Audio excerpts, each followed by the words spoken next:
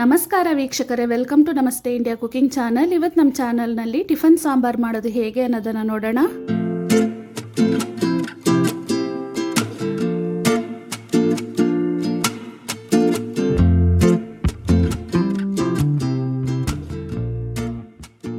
ಅರ್ಧ tea spoon ಮೆಂತ್ಯ ಕಾಳನ್ನು ತಗೊಂಡಿದ್ದೀನಿ. ಇದನ್ನು ಒಂದು ಬಾಣಲಿಲಿ ಹಾಕಿ ಕಂದು ಬಣ್ಣ ಬರೋವರೆಗೂ ಡ್ರೈ ರೋಸ್ಟ್ ಮಾಡ್ಕೊಳ್ತಾ ಇದ್ದೀನಿ.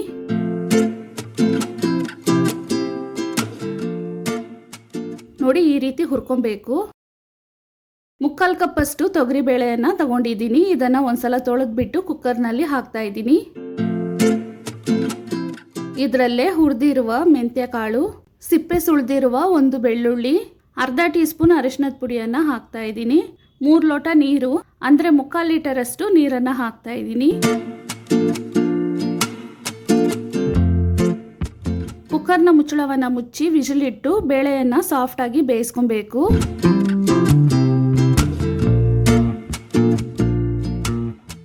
ಒಂದು ಚಿಕ್ಕ ನಿಂಬೆ ಹಣ್ಣಿನ ಗಾತ್ರದಷ್ಟು ಹುಣಸೆ ಹಣ್ಣನ್ನು ನೀರಲ್ಲಿ ಹಾಕಿ ನೆನೆಸಿಡ್ತಾ ಇದ್ದೀನಿ. 2 ತುಂಡು ತೆಂಗಿನಕಾಯಿಯನ್ನು ಚಿಕ್ಕದಾಗಿ ಕಟ್ ಮಾಡಿ ಮಿಕ್ಸಿ ಜಾರ್ನಲ್ಲಿ ಹಾಕಿ ಸ್ವಲ್ಪ ನೀರನ್ನು ಸೇರಿಸಿ ನುಣ್ಣಕ್ಕೆ ರುಬ್ಬಿಟ್ಕೊಂಡಿದ್ದೀನಿ. 4 ಬ್ಯಾಡಗಿ ಮೆಣಸಿನಕಾಯಿ ಮತ್ತು ಚಿಕ್ಕ ತುಂಡು ಬೆಲ್ಲವನ್ನು ತಗೊಂಡಿದ್ದೀನಿ. ಕುಕ್ಕರ್ ವಿಜಿಲ್ ಆಗಿ ಇವಾಗ ತಣ್ಣಕ್ಕಾಗಿದೆ. ಬೇಳೆನೂ ಬೆಂದಿದೆ. ಇದನ್ನು ಮಸಿಬೇಕು.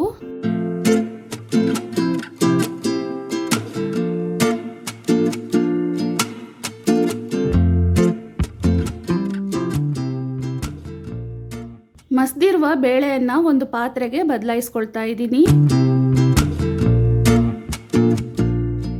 4 ಬದನೆಕಾಯಿ, ಮೀಡಿಯಂ ಸೈಜ್ನ 3 ನಾಟಿ ಟೊಮೆಟೊ, 1 ಈರುಳ್ಳಿ, 2 ಕಡ್ಡಿ ಕರಿಬೇವಿನ ಸೊಪ್ಪು, 1 ಮುಷ್ಟಿಯಷ್ಟು ಕೊತ್ತಂಬರಿಯನ್ನು ತಗೊಂಡಿದ್ದೀನಿ. ಇದನ್ನೆಲ್ಲ ತೊಳೆದ್ಬಿಟ್ಟು ಕಟ್ ಮಾಡಿದ್ದೀನಿ. ಬದನೆಕಾಯಿಯನ್ನು ಕಟ್ ಮಾಡಿ ನೀರಲ್ಲಿ ಹಾಕಿಟ್ಟಿದ್ದೀನಿ. ಅದೇ ಕುಕ್ಕರ್ನಲ್ಲಿ 2 ಲೋಟ ನೀರನ್ನು ಹಾಕ್ತಾ ಇದ್ದೀನಿ. ಕರಿಬೇವಿನ ಸೊಪ್ಪಲ್ಲಿ ಅರ್ಧ, ಕಟ್ ಮಾಡಿರುವ ಈರುಳ್ಳಿ ಮತ್ತು ಟೊಮೆಟೊವಿನಲ್ಲಿ ಅರ್ಧ ಭಾಗವನ್ನು ನೀರಲ್ಲಿ ಹಾಕ್ತಾ ಇದ್ದೀನಿ. ಸಾಂಬಾರಿಗೆ ಬೇಕಾಗುವಷ್ಟು ಕಲ್ಲುಪ್ಪು, 3 ಸ್ಪೂನಷ್ಟು ಅಚ್ಚ ಖಾರದ ಪುಡಿ ಮತ್ತು ಧನಿಯಾ ಪುಡಿಯ ಮಿಶ್ರಣವನ್ನು ಹಾಕ್ತಾ ಇದ್ದೀನಿ. ಇದನ್ನ 10 ನಿಮಿಷದವರೆಗೂ ಕುದಿಯಕ್ಕೆ ಬಿಡಬೇಕು. ಕಟ್ ಮಾಡಿ ನೀರಲ್ಲಿ ಹಾಕಿಟ್ಟಿದ್ದ ಬದನೆಕಾಯಿಯನ್ನು ಹಾಕ್ತಾ ಇದ್ದೀನಿ. ಬದನೆಕಾಯಿಯನ್ನು ಹಾಕ್ದೇನೆ ಈ ಸಾಂಬಾರನ್ನು ಮಾಡಬಹುದು. ಹಾಕಿದ್ರೆ ಟೇಸ್ಟ್ ಇನ್ನೂ ಚೆನ್ನಾಗಿರುತ್ತೆ. ಬದನೆಕಾಯಿ ಅರ್ಧ ಬೇಯೋವರೆಗೂ ಇದನ್ನು ಕುದಿಸ್ಬೇಕು.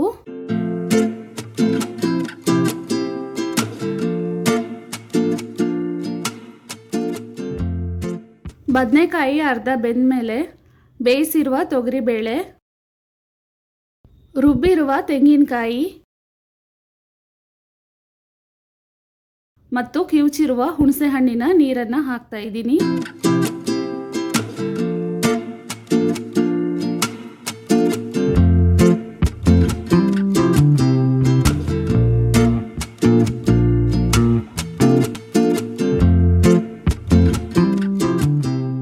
ಕಟ್ ಮಾಡಿರುವ ಕೊತ್ತಂಬರಿ ಸೊಪ್ಪನ್ನು ಹಾಕ್ತಾ ಇದ್ದೀನಿ. ಇದನ್ನು 5 ನಿಮಿಷದವರೆಗೂ ಕುದಿಸ್ಬೇಕು.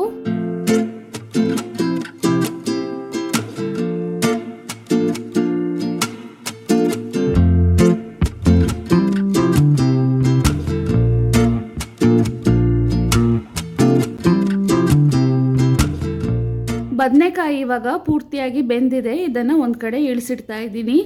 ಒಂದು ಕಡಾಯಿನಲ್ಲಿ ಅರ್ಧ ಕಪ್ ಎಣ್ಣೆಯನ್ನು ಹಾಕೊಂಡಿದ್ದೀನಿ. ಎಣ್ಣೆ ಚೆನ್ನಾಗಿ ಬಿಸಿ ಆದಮೇಲೆ 3/4 ಟೀ ಸ್ಪೂನ್ ಸಾಸಿವೆ ಪೂರ್ತಿಯಾಗಿ ಸಿಡಿದಾದ್ಮೇಲೆ 4 ಬ್ಯಾಡಗಿ ಮೆಣಸಿನಕಾಯಿ, ಈರುಳ್ಳಿ, ಕರಿಬೇವಿನ ಸೊಪ್ಪನ್ನು ಹಾಕ್ತಾ ಇದ್ದೀನಿ. 1/4 ಟೀ ಸ್ಪೂನಲ್ಲಿ ಅರ್ಧದಷ್ಟು ಇಂಗನ್ನು ಹಾಕಿ ಈರುಳ್ಳಿಯ ಬಣ್ಣ ಬದಲಾಗೋವರೆಗೂ ಇದನ್ನು ಬಾಡಿಸ್ಕೊಬೇಕು. ಕಟ್ ಮಾಡಿರುವ ಟೊಮೆಟೊವನ್ನು ಹಾಕ್ತಾ ಇದ್ದೀನಿ. ಟೊಮೆಟೊ ಪೂರ್ತಿಯಾಗಿ ಮ್ಯಾಶ್ ಆಗೋವರೆಗೂ ಬಾಡಿಸ್ಕೊಬೇಕು.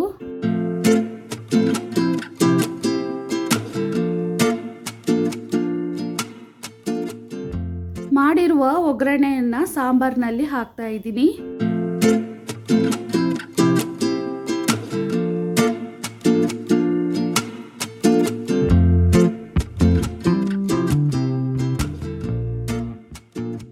ಟೇಸ್ಟನ್ನು ಬ್ಯಾಲೆನ್ಸ್ ಮಾಡೋದಕ್ಕೆ ಒಂದು ಚೂರು ಬೆಲ್ಲವನ್ನು ಹಾಕ್ತಾ ಇದ್ದೀನಿ. ಜಾಸ್ತಿ ಬೆಲ್ಲವನ್ನು ಹಾಕಿ ಈ ಸಾಂಬಾರನ್ನು ಸಿಹಿಯಾಗಿ ಮಾಡಬಾರ್ದು. ಇದನ್ನು 10 ನಿಮಿಷದವರೆಗೂ ಕುದಿಸ್ಬೇಕು.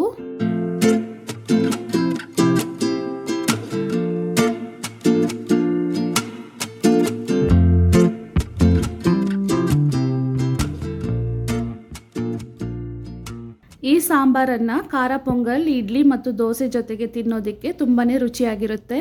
10 ನಿಮಿಷ ಆದಮೇಲೆ ಸ್ಟವನ್ನು ಆಫ್ ಮಾಡಬೇಕು. ಸಾಂಬಾರ್ ತಣ್ಣಕ್ಕಾದ್ಮೇಲೆ ಇನ್ನೂ ಗಟ್ಟಿಯಾಗುತ್ತೆ. ವೀಕ್ಷಕರೇ, ಈ ರೆಸಿಪಿ ನಿಮಗೆ ಇಷ್ಟ ಆಗಿದ್ದರೆ ನಮ್ಮ ಚಾನಲನ್ನು ಲೈಕ್ ಮಾಡಿ, ಸಬ್ಸ್ಕ್ರೈಬ್ ಮಾಡೋದನ್ನು ಮರೆಯಬೇಡಿ. ಧನ್ಯವಾದಗಳು.